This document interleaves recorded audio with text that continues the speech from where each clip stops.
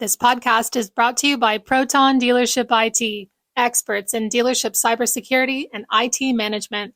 Interested in a free cybersecurity, compliance, or IT consultation? Visit protontechs.com. That's PROTONTECHS.com. Hey, it's Daily Drive executive producer Jake Neer here in Detroit. On today's bonus episode of the show, our own John Huetter talks with Scot Hensel, finance director at Kunis Auto Group. They spoke at the recent Auto Finance Summit in Las Vegas about the collapse of major used vehicle dealership group and buy here, pay later lender Tricolor Holdings, specifically what it means for other lenders and dealers. 1/5 of Kunis's finance originations are subprime. Hensel tells John that he has not seen any subprime lenders tightening up on the deals they'll accept from his group. Here's a piece of their conversation. Scott, thanks for doing this again. You know, one of the real big questions I had going into this thing was with obviously with the Tricolor thing. Is that going to affect the subprime market's appetite to do indirect lending in general, you know, because if they're getting pressure from investors or whatever? And I guess kind of you guys have a big subprime practice. What are you seeing? Are you seeing other lenders pull back or anything like that? Or no, and it's a great question and great timing because I just came out of a session. There was a panel. Yeah. And Mike Lavin from CPS was talking about just that particular thing where he brought some stuff to the table to sell off portfolio and they weren't scared. Yeah. They weren't running away because it sounds like from the information I know, it was more of an inside fraud thing. Right. Whereas opposed to a company like CPS, 35 years. Right. Good business practice. So he doesn't feel scared at all. Yeah. And none of the people on the panel done, from LendBuzz to Global Lending Services. So yeah, I've seen nothing at this point. And you haven't seen your lenders all of a sudden pull back when you try to place a subprime That is deal. correct. Okay. No, that's really interesting. Yeah. Well, that's good. Because that was kind of our big question. Where do dealers go from here? Yeah, great session to sit in. Talk about just in general what you are seeing in on the ground with your customers. Both. Let's start with the subprime, and then we'll go to kind of more broadly. Kind of talk about the subprime area. What you're seeing there. Subprime, it's been consistent. I've been doing subprime since 2000. Yeah. And so you're going to have your lenders that pick up buying, kind of dial it back, scale back. But for the most part, with the amount of lenders that we have, as we have 43, as I stated, we're going to find a home for it unless it's just that bad. We have seen some fraud situations, obviously, the synthetic, and then just the identity theft that we deal with. Yeah. And really for us, my job is to make sure that the training and we're following the process as far as to catch that. Yeah. From the get-go, make sure we do the policies, and protect ourselves as a dealer. That's really all we can do, but it is scary. Well, on the fraud issue, what of the things I've been trying to get a handle on is and you guys kind of touched on this a little bit, your exposure. Like typically, what are the lenders in terms of chargeback or something like that? Let's say, is it the first year? Is it, at a certain point, are they kind of like, okay, look, this person was paying, now they're not. There is no time limit. Okay. And unfortunately, usually we do catch it fairly quickly. Sure. Especially because now they're reaching out 2-3 payments past due and they're like, I didn't buy this car. Right. We catch it that way. Yeah. But sometimes I've seen it where it's been over a year. And the lender is still clawing back. And the lender is still coming back. Okay. And there was a recent one where the customer put a big chunk of money down. Yeah. Was current.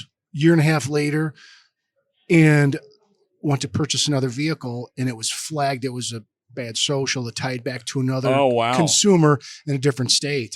And so with knowing that, obviously we repurchased it and, had to go through the proper channels as far as taking care of that. Man. Nothing surprises me after doing it all these years. It's like, okay. No, you're right. It's, it's wild. Some of the ones, the one that got me was it was like the ACH fraud. I was covering one of those a couple of years because I thought that was pretty much instantaneous as opposed to like a physical check. But it was, oh no, I've paid it down a big, chunk of it. Yeah, that one amazes me. Like, I know it's crazy, but you know what? We'll see. Hopefully with technology, we'll be able to get better safeguards. both on the dealer side and the lender side, in my opinion. So what have you found that really works? I mean, you're a large dealer group. You, like you said, you've got you're more exposed just because you have a lot of stores. I mean, what kind of technology have you found is really, or training practices that have been really good for your team? It's keeping up on the training is a big key. Yeah. And unfortunately, with as many rooftops as we have and as many cars as we sell, people miss steps. Yeah. And I'm telling you, it seems like whenever that happens, that's the one that you get pinched on. Yeah. But really the other thing I spoke about was, I know this is probably down the road, but if there was a facial recognition, that would be tremendous, because again, it's a fake license, but it passes through the system. Yeah. And that's just something the dealer's not going to catch, the lender's not going to catch, but again, it's just being smart and not wanting a sale so bad that you overlook certain obvious things, like why are they driving so far? Yeah. To buy a Chevy Malibu. Right. Yeah. I mean, it's just a great color. Yeah, it's a great color. It's the best Chevy Malibu ever. All right. Hey, now, as a former Chevy Malibu driver myself, okay, it's a funny joke. Coming up, more of our own John Hutter's conversation with Kunis Auto Group Finance Director Scot Hensel. While you provide top-notch support to your team and customers every day, is anyone taking the time to ensure your sensitive data remains secure? Just one click on a malicious link can place your entire dealership in danger. In fact, the average cost of a data breach surpassed $4 million last year. Stay one step ahead by understanding the threats and minimizing your risk. Proton Dealership IT works around the clock to provide you support 24/7, 365. Operating out of a cutting-edge security operations center located in the USA, Proton continuously monitors, detects, and responds to your potential network issues or cyber threats. You've got a lot on your plate. Keep your focus on where it matters most, your customers. Learn more about our comprehensive services at protontechs.com. That's PROTONTECHS.com. Talk about just consumer trends in general. Like, we've talked about affordability, as an issue. Are you seeing the loan structures change at all? Like, one of the things we had, I think it was Edmunds or Experian. One of them recently had some data that like the down payments were a lot lower. I'm trying to wrap my head around if that's like, was just a 1 quarter thing, or if that's something you're seeing on the ground as more of a concern, I don't see it so much on a day-to-day. I'm a little bit removed as far as my role goes you're here. More macro, but no, I do not see the big down payments like we used to. Okay. Typically, you'll see that around tax time. Oh, sure. Is when you'll see that influx there. But I think otherwise people are, they're not wanting to part with their money. They want to keep it. Where are you guys at with negative equity? Is it calming down? Is it kind of be more of is it still obviously we're coming off of the inventory years. Yeah. Yeah. It's been coming down. I mean, because it was at its height, obviously, when the pandemic was over. It was crazy, everything adjusting the book values. But I do see that coming more into line. Okay. Or at least this way, the customer will be able to get out of that vehicle. That's good. And because the other flip side with that is my concern, as I shared this with banks when the pandemic was there, seeing them paying too much, for a used car, is that you're going to get that, not a perfect credit customer, but a near prime where it's kind of like, I'll just give it back to the bank. Right. I'll get a loan now because I still qualify. I'll worry about it later. Yeah. And unfortunately that was a truth right there. Yeah. So hopefully those days are gone. Okay. But even one of our captive lenders, and this was probably a year and a half ago, we sat down and went through it, and they said we were having 700 credit scores where payment history is great. And all of a sudden they just gave the car back. Yeah.